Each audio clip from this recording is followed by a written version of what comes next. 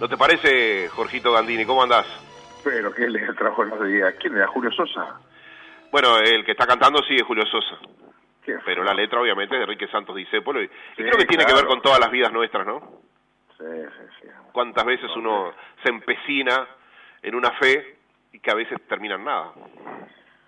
La verdad que sí, eso se ha hecho cargo en la gente, esa frase de la lucha, la verdad que sí. Y la vida del Forma político parte. creo que está lleno de eso, ¿no? Sí, De emprender un camino sin saber a dónde te lleva, ¿eh?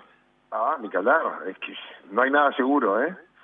Lo que uno sabe es que tiene que meter y esforzarse, y que ahí está el secreto. Eso Pero te no quería tiene... preguntar, ¿no?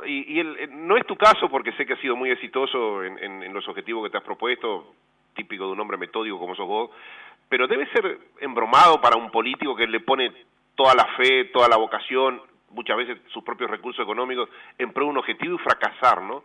El día después debe ser un día muy jodido, ¿no? Y cómo no, además nosotros los plebiscitamos, ¿no?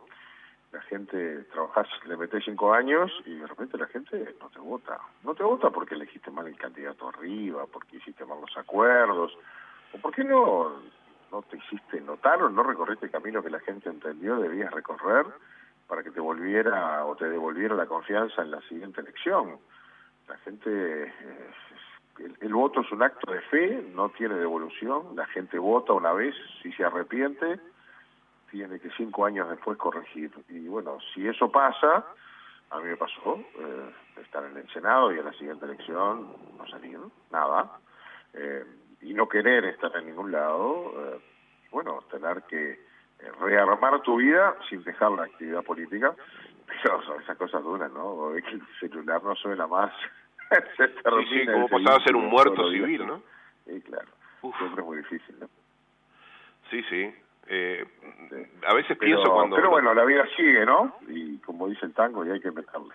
los días de las elecciones, ¿no? Que uno vive con la intensidad, obvio, y la emoción típica de cualquier uruguayo, a veces me pongo a pensar en tantos amigos que uno tiene en la política, hasta por la propia profesión, lo que deben estar viviendo ese día, ¿no? De emociones, de ilusiones, de desilusiones, de tensiones. Es un día de un desgaste imponente, ¿no? Imponente de emociones, de broncas, de actividad frenética, al mismo tiempo que no te querés desgastar en las horas del día, pero es un día fantástico, son los días inolvidables. Y no ha habido elección en la que yo, en mi caso, no me quede con alguno de los amigos, entre ellos el Tato Viviano, hasta la mañana, generalmente, escuchando radio, que es lo último que te queda para enganchar en algunos lados, para saber cómo le fue a cada uno de los compañeros en Montevideo y en el interior, a ver si salió fulano, y salió Mengano, y después seguí, no iba bajando, y ahora ha salido de Dili, ahora ha salido... Y es divino eso, la verdad que es una cosa irrepetible. Sí, recuerdo esta última elección en para 33 que por menos de 60 votos perdió nuestro querido y buen amigo el Rolo da Silva, que todos lo vivimos, bueno, claro, sí, lo que tenemos afecto con la angustia esa, ¿no? Terrible, ¿no? Porque además en un escrutinio definitivo había ganado en el primer escrutinio y después fue voto a voto y en las primeras mesas y primeras zonas ganaba y sobre el final Increíble. Fue muy emocionante eso también, lamentable para Rolo, un gran amigo, gran dirigente, un buen intendente, pero bueno, así son las cosas y si es un buen político como es, y ya estará en carrera para la que viene, porque esto nos atrapa, esta pasión nos atrapa, nos obliga, nos genera compromisos con causas que no abandonamos y ya debe estar en carrera otra vez Rolo. El ex secretario de la Presidencia, el doctor Miguel Toma, tiene 3 sueldos y un cargo reservado, algo escandaloso. 3 sueldos y un cargo reservado. El tipo ganaba el sueldo en la Presidencia, ganaba un sueldo en la Corporación para el Desarrollo y ahora nos enteramos que además tenía un sueldo en la Comisión de Lucha contra el Cáncer. 3 sueldos, pero además tenía un cargo reservado y encima alguna actividad privada por ahí. O el tipo era un super ñoqui o cobraba por todos lados con su jerarca mirando para el costado o era un fenómeno que no dormía para hacer su trabajo, según dijo el senador Jorge Gandini. Es que me impresiona, hay gente en este país que labura y por demás, ¿no? ¿Sabes qué? La norma en este país establece que nadie puede tener 2 sueldos públicos, salvo las únicas excepciones son la docencia, para algunos casos en la salud, un médico, un enfermero, puede ser, trabajar en la Intendencia de Montevideo en el servicio de salud y además en el Hospital de Clínicas de la Universidad o en la Universidad y en ACE, eso puede, está excepcionado. Y lo mismo, puede ser diputado, puede ser director o puede ser funcionario público de cualquier lado y además ser profesor, en el Estado o maestro. Eso lo tiene, es lo único que tiene permitido. Ahora, existen instituciones que tienen una naturaleza jurídica un poco mixta, como son las conocidas personas de derecho público no estatal, que funcionan bajo el derecho privado, pero que funcionan con fondos públicos. Hay una cantidad, se pierden allí. MEVIR es una persona de derecho público no estatal, el LATU lo es, el Plan Ceibal lo es, el INIA lo es, el INALE, el INASE, todas estas instituciones vinculadas a la ganadería. Si hay una cantidad importante. Funciona bajo el derecho privado y por lo tanto la relación laboral con sus empleados es de derecho privado. Cuando pierden plata la pone el Estado, cuando la gana, puede llegar a terminar el Estado, aunque no siempre. A ver, me interesa eso que dijiste. Cuando pierde plata, ponemos todo. Cuando gana plata se la distribuyen ellos. Donde el Estado se termina haciendo cargo. Las personas de derecho público no estatal, como estas y otras que podemos nombrar, o las sociedades anónimas cuyo capital mayoritario pertenece al Estado, ¿verdad? Mira.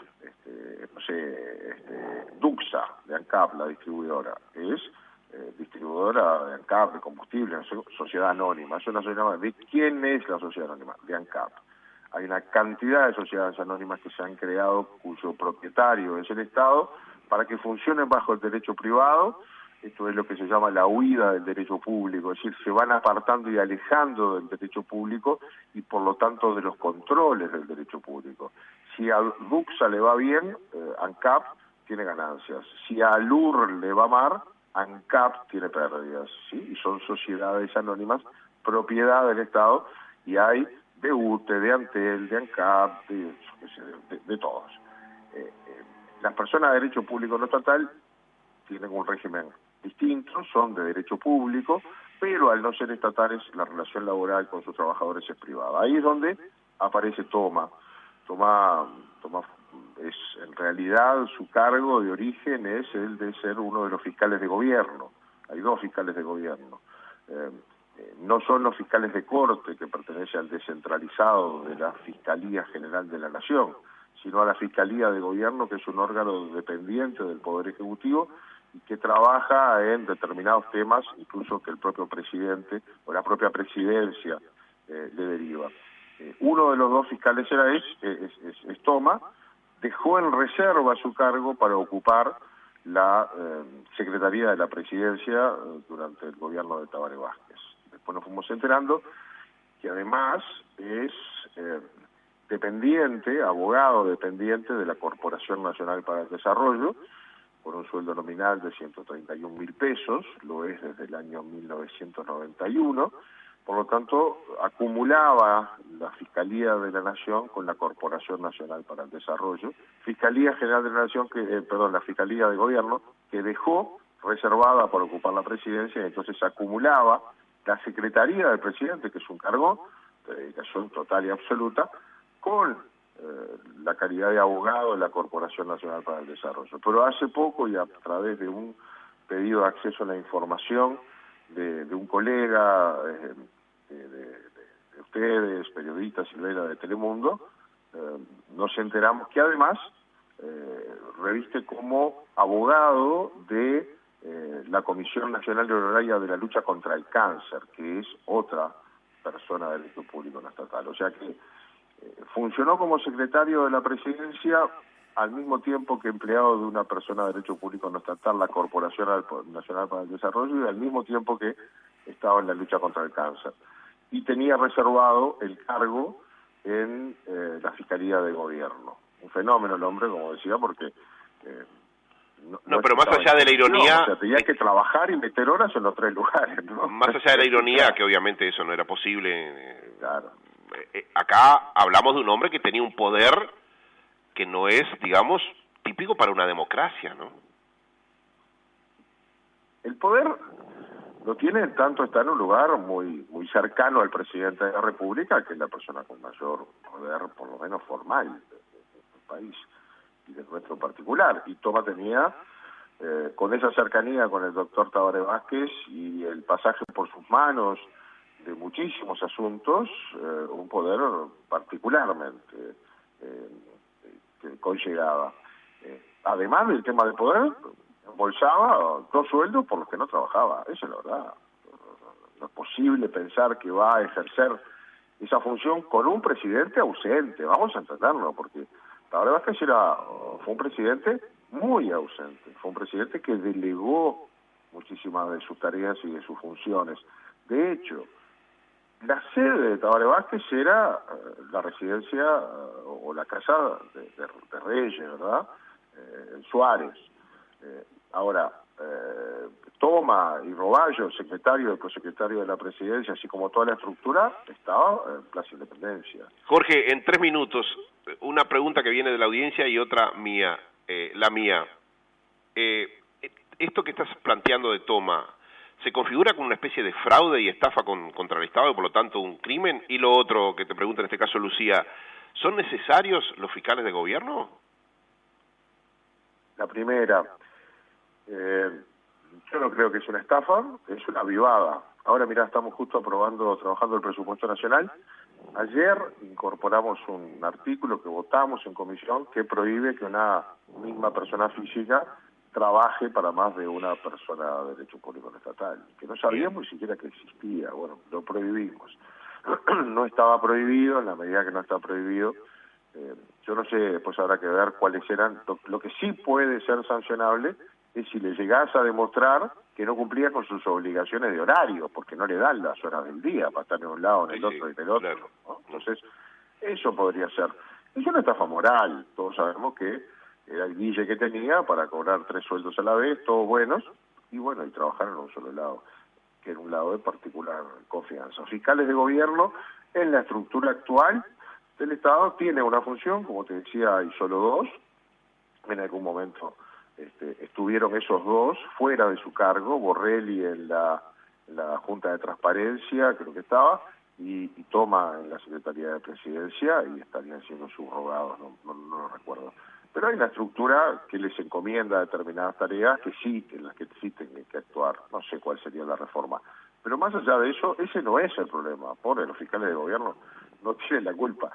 La culpa es cómo funcionó el sistema para que una persona le encontrara todas las grietas y todos los huecos al sistema para irse colando por ellos, embolsar un buen sueldo, que nadie se diera cuenta mientras pasaron los años y de paso estar hoy sumariado o no sé, o en una investigación por esos viajes que todos conocimos hacía, con una persona que no revestía ninguna de esas dependencias en las que él trabajaba, a esos viajes a Europa y a Estados Unidos. Que generó también una enorme molestia, porque son las avivadas del poder, en las que a veces los que están mucho tiempo se ceban pensando que pueden hacer lo que quieran, ¿no? Y esas cosas, la sola transparencia y comunicación a la opinión pública son importantes para que la gente tome sus consecuencias o conclusiones, mejor dicho, de cómo han sido las cosas en estos tiempos, sobre todo ahora que nos piden que seamos más generosos, más plata para acá, más plata para allá. Cuando empezamos a mirar cómo se gastaba, nos damos cuenta dónde estaba el agujero y por qué caño se iba la plata de la gente. Te mando un abrazo, Jorge, y te despido hasta el martes que viene. Un gusto enorme y nos despedimos, nos vemos el martes. Un abrazo. Senador Jorge Gandini y su columna de análisis de cada martes, esto último que dijo Jorge, el despilfarro de dinero de los uruguayos, la estafa económica que hemos padecido los uruguayos en los últimos 10 o 15 años, lo he dicho muchas veces, yo lo valoro en más de 30.000 millones de dólares. Sé que es una cifra brutal, porque pongo en esa cifra una deuda externa, que es a esta altura eterna, que jamás debimos haber asumido, y la suma de los déficits fiscales en 15 años que supera abiertamente los 20.000 millones de dólares. Amén de estas estafas, como la del doctor Miguel Toma, una viveza, una vivada que seguramente nos costó millones de dólares de salarios por trabajos nunca jamás realizados.